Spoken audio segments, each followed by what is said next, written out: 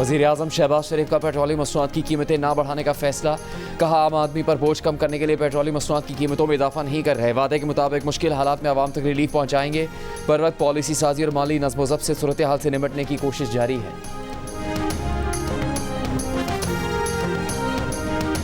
Tehran समेत Iran भर में यौमुल कुद्स पर रैलियां। आला ईरानी क़यादत समेत बड़ी तादाद में लोगों की शिरकत। तेहरान में इनकलाब स्क्वायर पर अल-कुद्स रैली में धमाका। बेखौफ शहरी नारे तकबीर बुलंद करते रहे। ईरानी टीवी के मुताबिक ईरानी सदर मसूद पेज़ेश्कियान और वज़ीर ख़ारजा अब्बास अराग़ची की भी रैलियों में शिरकत। कौमी सलामती के मुशीर अली लारेजानी भी शरीक। कहा अल-कुद्स रैली पर हमला इसराइल की कमजोरी और कन्फ्यूजन को जाहिर करता है। अमरीकी सदर नहीं समझ सकते कि ईरानी कौम मजबूत, आगाह और पुरअज़्म है। ईरान पर इसराइली और अमरीकी हमले जारी। करज और तेहरान में धमाके। इसराइली फौज का इसराइल का 24 घंटों पर में ईरान पर 200 से ज़ायद अहदाफ पर हमलों का दावा। कहा लड़ाका तैयारों ने बड़े पैमाने पर 20 हमले किए, जिनमें मुख्तलिफ फौजी तनसीबात को निशाना बनाया गया।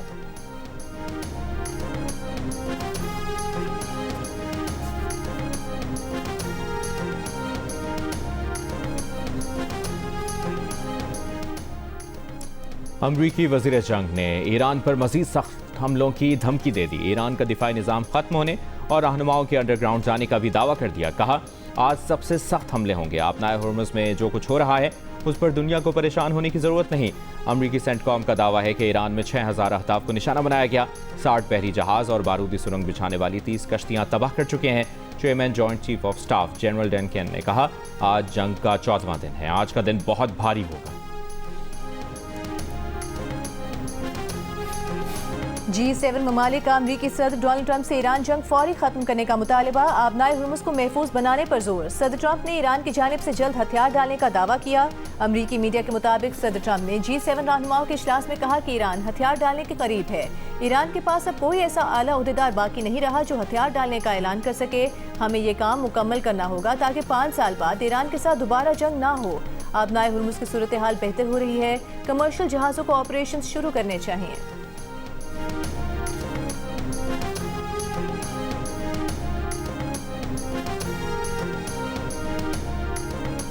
ईरानी पासदारान इनकलाब का अमरीका के तैयारा बरदार जहाज USS इब्राहिम लिंकन को मिसाइल हमलों से शदीद नुकसान पहुंचाने का दावा। अमरीका के रीफ्यूलिंग तैयारों को निशाना बनाने का भी दावा कर दिया। कहा इराक की मुजाहमती फोर्सेज ने अमरीका का रीफ्यूलिंग तैयारा मार गिराया। अमरीकी सेंटकॉम की रीफ्यूलिंग तैयारे गिरने के वाक़े में अमले के 6 में से 4 एहलकारों की हलाकत की तस्दीक। कहा तैयारे का नुकसान जारहियत या फ्रेंडली फायर की वजह से नहीं हुआ। वाक़े की वजूहात जानने के लिए तहकीकात जारी।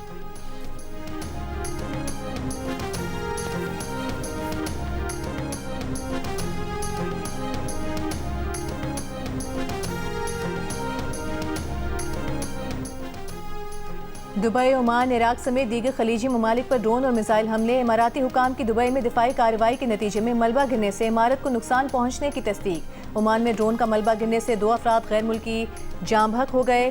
सऊदी वजारत दिफा का आज 56 ड्रोन्स को फजा में तबाह करने का दावा। कहा रियाद के सिफारती इलाके को निशाना बनाने की कोशिश करने वाला ड्रोन भी मार गिराया। इराक के शहर अरबिल में रिफाइनरी पर ड्रोन हमला। रिफाइनरी के एक हिस्से में महदूद नुकसान हुआ। बहरीनी वजारत दिफा के मुताबिक अब तक ईरान के 115 मिसाइल और 191 ड्रोन तबाह किए हैं। तुर्की के ईरान की जानिब से मिसाइल हमले की तस्दीक। कहा नेटो के दिफाई निज़ाम ने मिसाइल को नाकाम बना दिया।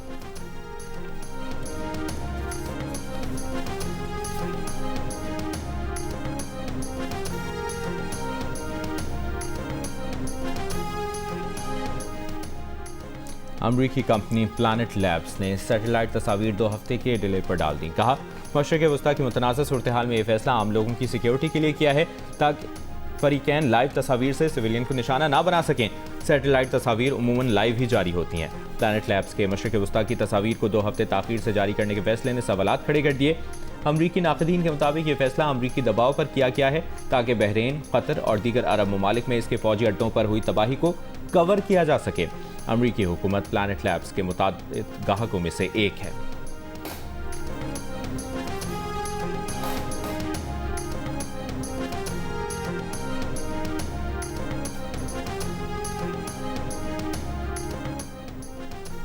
आबनाए हुर्मुज़ की बंदिश और बहरी जहाज़ों पर बढ़ते हमलों के बायस खाम तेल की कीमतें में इजाफा जारी। ब्रेंट की कीमत $103 फी बैरल तक पहुंच गई। अब से थोड़ी देर पहले मामूली कमी के बाद $101 पर देखी गई। WTI $96 फी बैरल पर ट्रेड हो रहा है। तेल की कीमतों से एशियाई स्टॉक मार्केट मुतासर। पाकिस्तान का बेंचमार्क 100 इंडेक्स 555 पॉइंट्स कमी के बाद 1,53,866 पॉइंट्स पर बंद हुआ। जापान का निकी कोरियन कोस्पी इंडेक्स और भारतीय स्टॉक मार्केट में 2% तक कमी रिकॉर्ड की गई।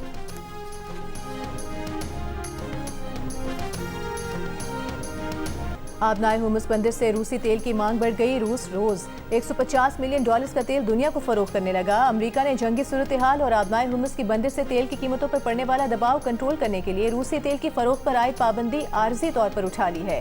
अमरीकी जरीदे फाइनेंशियल टाइम्स ने लिखा कि रूस ने हालिया दिनों में सिर्फ चीन और भारत को जो तेल बेचा है उस पर सिर्फ टैक्स की मद में $2 अरब कमाए।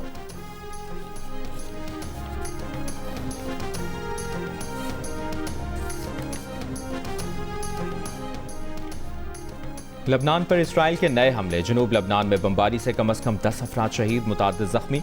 2 मार्च से जारी हमलों में 90 से ज़ायद बच्चों समेत 687 अफराद जान से गए। बैरूत में रिहायशी इमारत पर ड्रोन हमला। लबनान में दरियाए लितानी पर वाक़े पुल को भी फ़ज़ाइया ने टारगेट किया। दावा किया कि ये पुल हिज़्बुल्लाह के लिए एक अहम गुज़रगाह के तौर पर इस्तेमाल हो रहा था।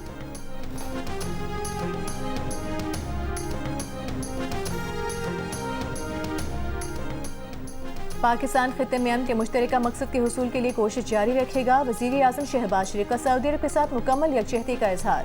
सऊदी वली अहद मोहम्मद बिन सलमान से मुलाकात में वज़ीर आज़म शहबाज शरीफ ने खित्ते में हालिया पेशरफ्त पर तबादला ख्याल किया। मुलाकात में नायब वज़ीर आज़म इसहाक डार और फील्ड मार्शल आसिम मुनीर भी मौजूद थे। वज़ीर आज़म दौरे सऊदी अरब के बाद वापस वतन पहुँच गए।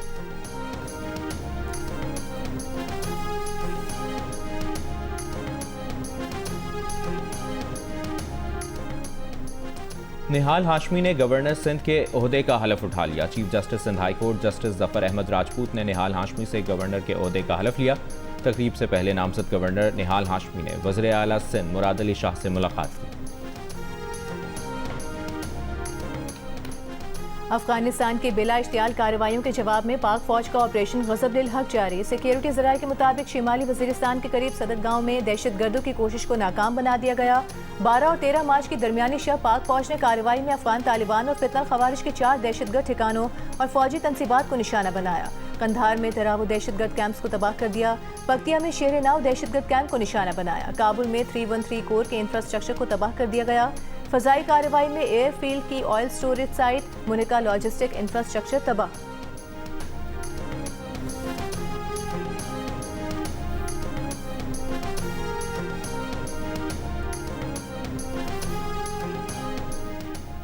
लकी मरवत के इलाके बेटनी में पुलिस मोबाइल पर हमला। धमाके में SHO समेत 7 पुलिस एहलकार शहीद। सदर आसिफ अली जरदारी, वज़ीर आज़म शहबाज शरीफ, वज़ीर दाखिला मोहसिन नकवी की धमाके की मज़म्मत। शहीद एहलकारों को खिराज अक़ीदत पेश किया। जख्मी पुलिस एहलकारों की जल्द सेहतियाबी के लिए दुआ की। वज़ीर आला KPK सुहेल आफरीदी ने धमाके की मज़म्मत करते हुए IG पुलिस से वाक़े की रिपोर्ट तलब कर ली।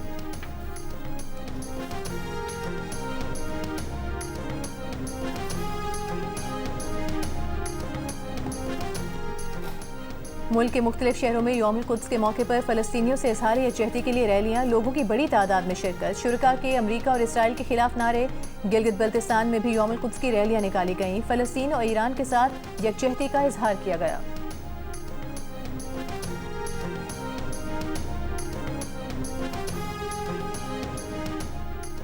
इसराइल ने आज भी मस्जिद अक्सा में नमाज जुम्मा पर पाबंदी लगा दी। मस्जिद अक्सा के सहन में नमाज जुम्मा की अदायगी नहीं की जा सकी।